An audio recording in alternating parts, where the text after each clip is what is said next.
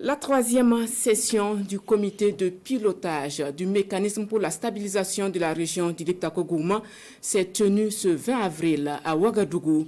L'approche de ce mécanisme consiste à apporter des réponses pour soulager la souffrance des populations en proie au terrorisme. De grandes orientations sont formulées par les parties prenantes et les partenaires pour une bonne mise en œuvre du projet sur le terrain. Tous les détails avec Amadou Ilboudo et Estelle Judith Assogba.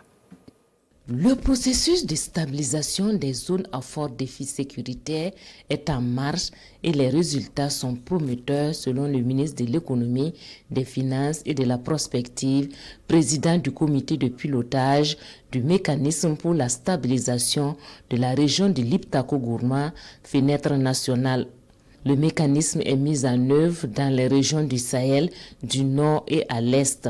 D'août 2022 à mars 2023, il a permis la réalisation de plusieurs infrastructures socio-économiques de base et des services publics et d'offrir des emplois aux jeunes et aux femmes des zones concernées à travers les travaux à haute intensité de main-d'œuvre, des investissements qui ont mobilisé plus de 3 milliards de francs CFA.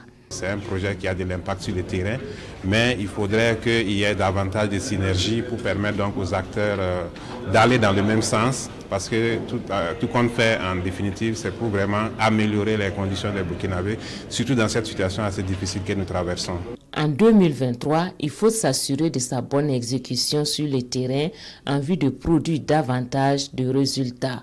Pour ce faire, l'enveloppe allouée pour la réalisation des activités passe au double, soit 6 milliards 600 millions de francs CFA. Pour le moment, on va continuer à surtout renforcer les infrastructures sécuritaires pour permettre aux forces de sécurité de revenir et de pouvoir sécuriser les zones.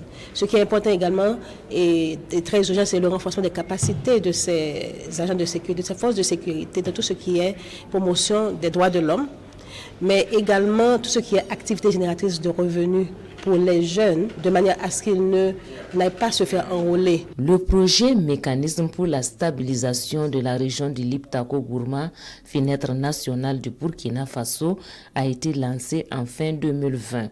Il s'inscrit dans la volonté manifeste des chefs d'État et de gouvernement du G5 Sahel et partenaires de faire un sursaut civil face à ce phénomène d'insécurité qu'imposent les groupes armés terroristes dans la zone du Liptako-Gourma.